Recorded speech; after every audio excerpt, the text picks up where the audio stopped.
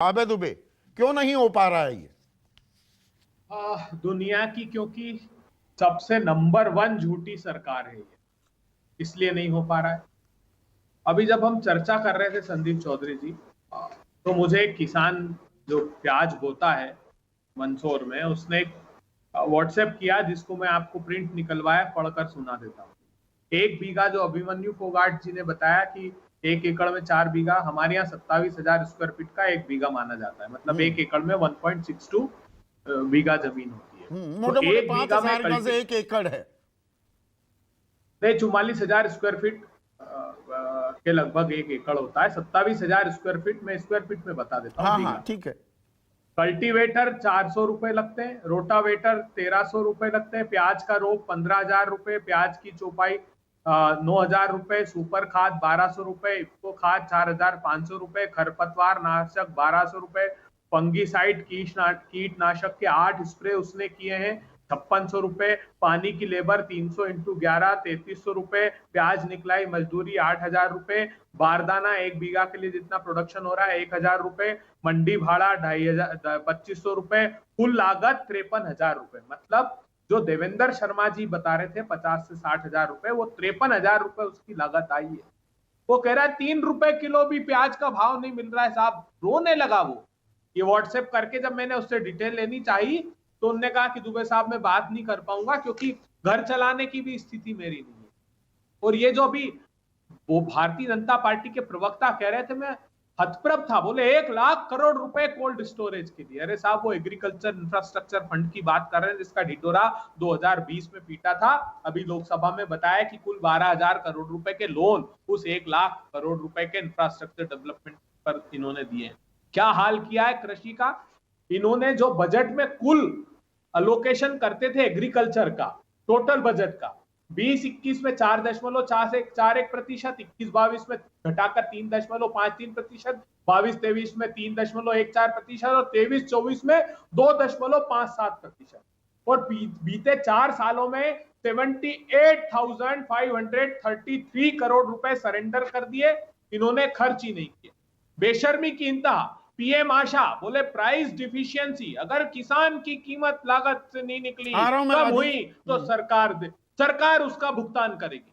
500 करोड़ रुपए का प्रोविजन रखा 20-21 में, इन्होंने उसको घटा करके इस बार 1,00,000 रुपए, सिर्फ 1,00,000 रुपए, शर्म भी नहीं आई, कोई पैसा उसमें खर्च ही नहीं किया इन्होंने। फसल बीमा का ढिंडोरा पीटा, 40,000 करोड़ रुपए निजी कंपनियों ने कमा लिए। प्राइस को 2 गुना करने का जो झूठा झांसा दिया था ना कि आपकी आमदनी 2 गुना कर देंगे, उसका हाल यह है कि एक भी किसान, आपने जो बताया 27 रुपए आमदनी रहेगी। अभी मध्य प्रदेश के मुख्यमंत्री जी का मैं पढ़ रहा था, 2020 में सारे अखबारों और टेलीविजनों ने चलाया कि 11 जो कृषि फसलें हैं सब्जियों की, उस पर समर्थन मूल्य मध्य प्रदेश की सरकार जारी करेगी। एक टास्क फोर्स, एक कमेटी बना दी। मैंने अभी पूछा डिपार्टमेंट में, उनने कहा साहब 2020 से आज तक एक सिंगल मीटिंग भी नहीं हुई। तो ये तो सालों से, अब एक मिनट, अब है आप कह रहे हैं सरकार झांसा दे रही है, मैं पलटकर ये कहूं हर सरकार किसान को दरअसल झांसा ही देती आई है। तो क्या मैं गलत कह रहा हूं? और ये मैं किस लिए कह रहा हूं?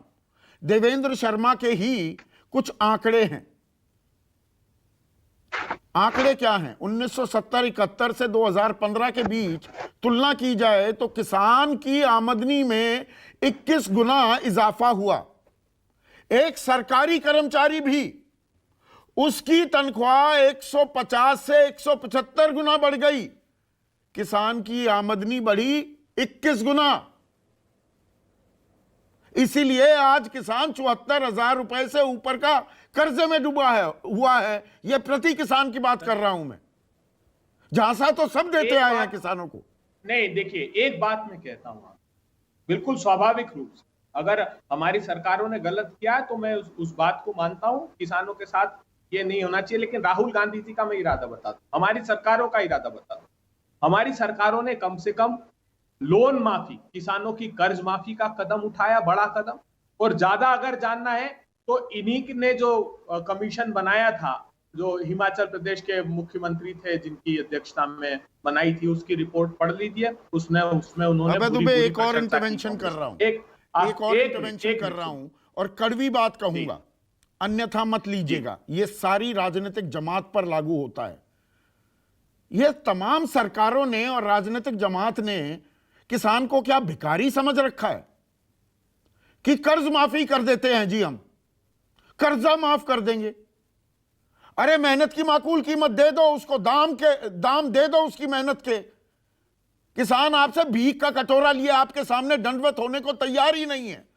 क्यों खामखा के ये जय किसान के नारे लगवाते हैं आप? किसान को अगर सम्मान देना है तो उसकी मेहनत की कीमत दे दो, उसको कर्ज माफी की जरूरत ही नहीं। ये कर्ज माफी भी उसका हक है, किसने कहा दान? उसका हक और अधिकार है। उससे जो लागत का मूल्य ज्यादा लेकर छीना वो कम से कम एक संबल है, उससे आत्महत्या रुकती, किसान परिवार को सुदृढ़ कर लेता है। वो सोल्यूशन है क्या? वो हल है क्या? नहीं, हल है क्या? कहा सुनिए ना, हल क्या है? हल जो इन्होंने वादा किया, राहुल गांधी जी कह रहे हैं समर्थन मूल्य का कानून बना दी। हमने 27 लाख किसानों का मध्य प्रदेश में कर्ज माफ किया, इन्होंने सरकार खरीद फरोख्त करके बना ली, माफी बंद कर दी। एमएसपी को कानूनी जामा आपने क्यों नहीं पहना दिया? 67 में एमएसपी आ गया था। देखिए, आप जानते हैं उस समय जब एमएसपी का कानून जब आया 67 की आप जब बात कर रहे हैं, तब हमारे पास उतना फॉरेन रिजर्व भी नहीं था जितना गेहूं हमको चाहिए था, विदेश से मंगवाना था। समर्थन मूल्य से ये हुआ कि के दशक में नहीं हुआ, 80 के दशक में नहीं हुआ, 90 के दशक में नहीं हुआ, 21वीं सदी में आने में भी नहीं हुआ। 2004 से 2014 आपकी सरकार थी। बिल्कुल ठीक है, संदीप चौधरी जी, उसकी आवश्यकता ज्यादा क्यों पड़ी? मैं स्वीकारता हूं कि हमको भी बनाना चाहिए था, लेकिन क्यों पड़ी? क्योंकि आज लागत 25,000 रुपए हेक्टेयर बढ़ा दी इन लोगों ने। संदीप चौधरी जी, मैंने ये जो गिनाया, ये कृषि कानून जो देवेंद्र जी कह रहे थे कि लोग ये आर्गुमेंट दे रहे हैं कि कृषि कानून होता तो ये स्थिति नहीं होती। अरे नहीं साहब, ये किसान ने भेजी है प्रधानमंत्री जी लागत, उसकी लागत उसने बताया कि साहब ये जो 4 साल है इसमें 3 गुना लागत बढ़ गई। बोले जितना मैं जो आपको लिखा रहा हूं ये 4 साल में गवाह हूं। तो ये तो देवेंद्र शर्मा जी सही कह रहे थे कि उस कृषि के कानून का इससे कोई संबंध ही नहीं था। आज जो डीजल की प्राइसेस, मुझे बताइए, आप रशिया से सस्ता डीजल मंगा रहे हैं, कौन वो कंपनियां है, निजी कंपनी जो डाका डाल रही है, उसको रिफाइनरी में रिफाइन करके यूरोपीय यूनियन को बेच रही। हिंदुस्तान के एक भी आदमी को लाभ मिल रहा है क्या? प्रधानमंत्री जी बताइए। हम विषयांतर नहीं होंगे। आपने डाका शब्द, एक सेकंड, आपने डाका शब्द का इस्तेमाल किया।